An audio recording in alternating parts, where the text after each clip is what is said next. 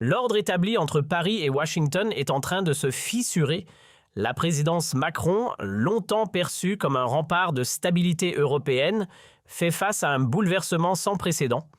Une perte massive d'influence diplomatique, des tensions croissantes avec les États-Unis, et même au sein de l'Union européenne, les alliances traditionnelles s'effondrent.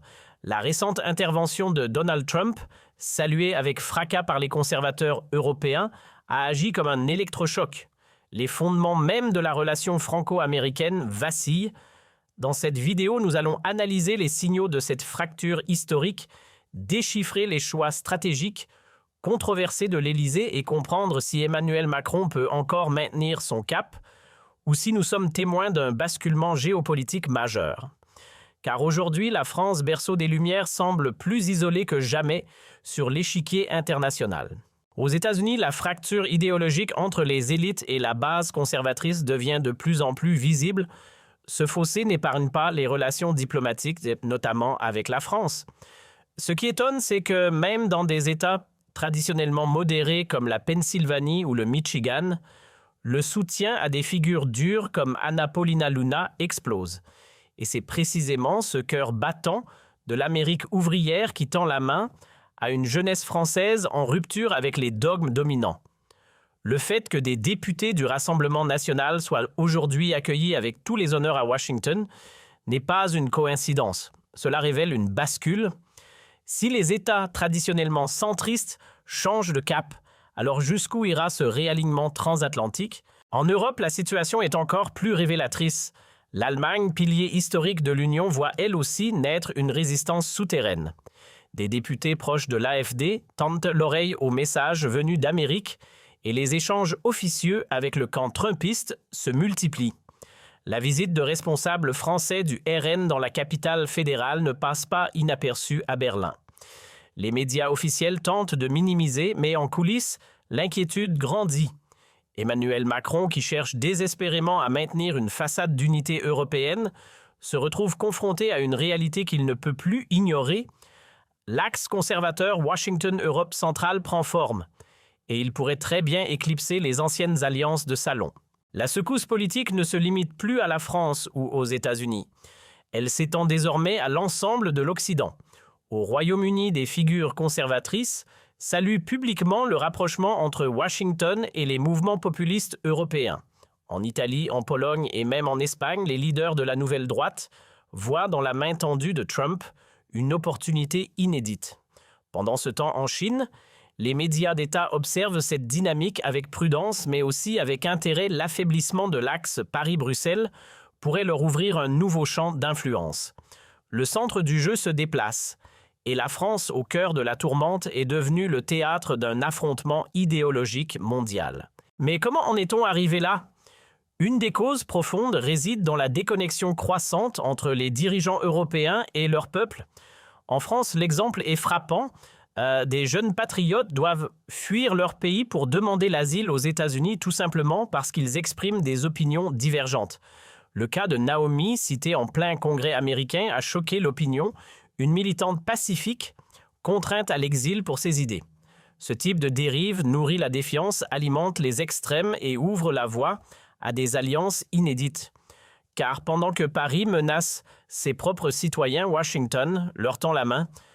Et c'est ce renversement moral qui rebat aujourd'hui les cartes du pouvoir. Mais ce n'est pas tout. En novembre 2025, un événement passe presque sous les radars, une demande d'asile politique déposée par une citoyenne française à Washington pour cause de persécution idéologique. Et ce n'est pas une fake news. Naomi, militante engagée pour la liberté d'expression harcelée pour ses prises de position, devient le symbole d'un système qui broie ceux qui osent penser autrement. Le Congrès américain ne reste pas silencieux. Anna Paulina Luna monte à la tribune et cite nommément la France comme un exemple inquiétant de dérive démocratique.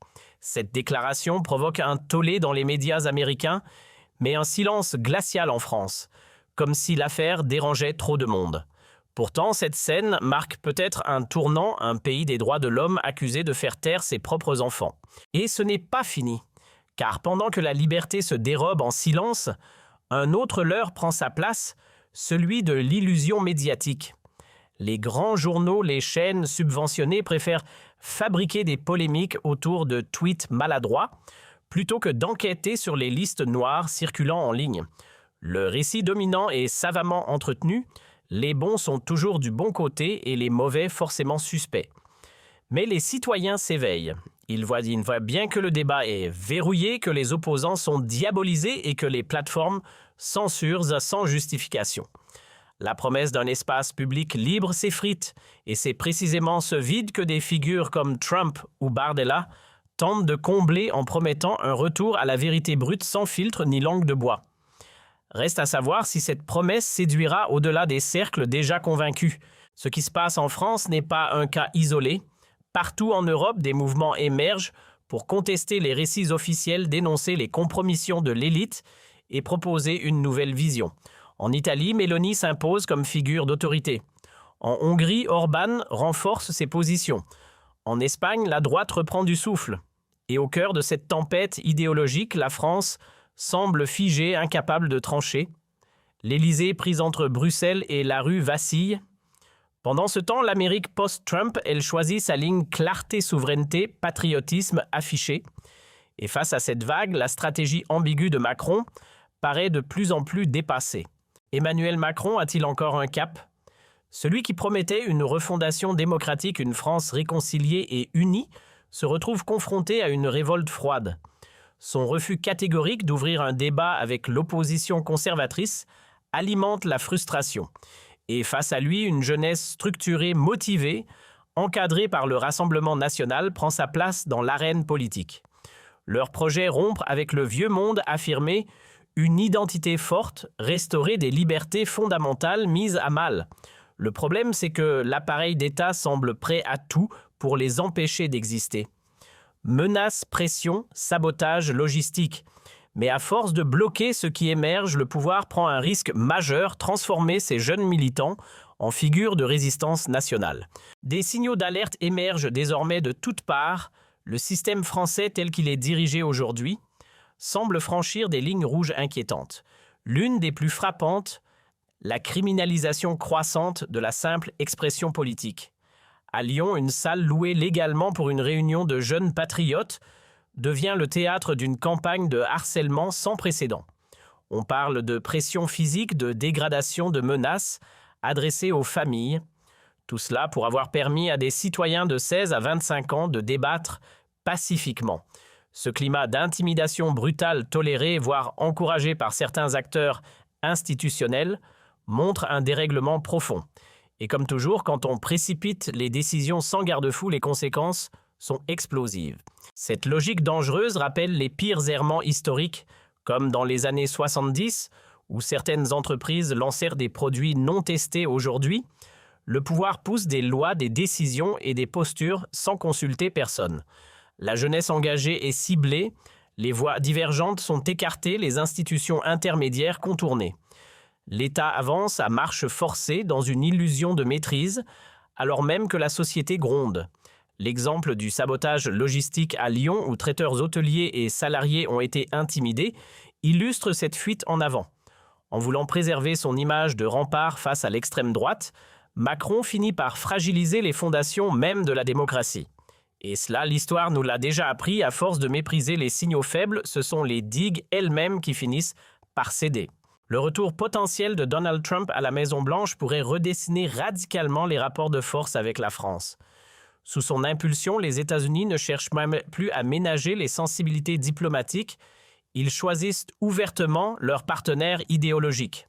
En affichant son soutien aux figures du Rassemblement national et en critiquant frontalement les dérives de l'État français, Trump pose un défi direct à Emmanuel Macron.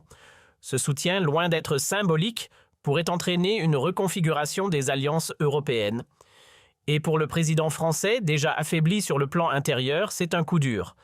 Car perdre l'appui stratégique de Washington au profit de ses opposants pourrait bouleverser tout l'équilibre politique national. Et ce basculement ne serait pas sans conséquences concrètes. Si les États-Unis décidaient de rediriger leur soutien, diplomatique, économique ou technologique, vers une nouvelle génération de leaders européens, Macron se retrouverait isolé sans levier.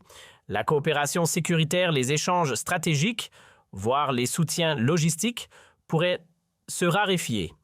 Pendant ce temps, le RN gagnerait en crédibilité internationale renforcée par des partenariats concrets. Et dans un monde où les perceptions pèsent parfois plus que les faits, cette dynamique suffirait à faire pencher la balance. Emmanuel Macron, prisonnier d'une posture floue, risque ainsi de voir son autorité s'effriter face à une opposition qui, elle, bénéficie d'un soutien de plus en plus structuré et transatlantique. Mais les répercussions ne s'arrêtent pas à la politique intérieure. C'est tout un système de communication, d'influence et de façade morale qui s'effondre sous nos yeux. Le récit officiel d'une France tolérante, ouverte, garante des droits humains se fissure chaque jour un peu plus. Les faits contredisent les discours. Une députée américaine en appelle au respect des libertés fondamentales, non pas à Pékin ou à Moscou, mais à Paris. Les grandes chaînes ferment les yeux, les élites détournent le regard, mais les citoyens, eux, voient clair. Ils voient une république qui trahit ses principes, des institutions qui protègent les puissants et punissent les dissidents. Cette crise de confiance n'est pas anodine, elle remet en cause les fondations même du contrat social français. Et maintenant, une question cruciale se pose. La France est-elle prête à affronter ce choc frontal avec la réalité? Car les signaux sont là, puissants, visibles, implacables. L'émergence d'un nouveau front transatlantique, l'exil politique de citoyens français, la censure croissante, la peur qui gagne jusqu'aux salles de réunion. Tout converge. Macron peut bien dire non, refuser le dialogue, repousser l'échéance. Mais la dynamique est enclenchée. L'Amérique, elle a déjà choisi son camp. Ce bras de fer ne fait que commencer. Et nous, peuple français, sommes face à un choix, subir en silence ou reprendre notre destin en main. Si cette analyse vous a éclairé, soutenez notre travail avec un pouce bleu, abonnez-vous et surtout, restez éveillés. À très vite dans une prochaine vidéo.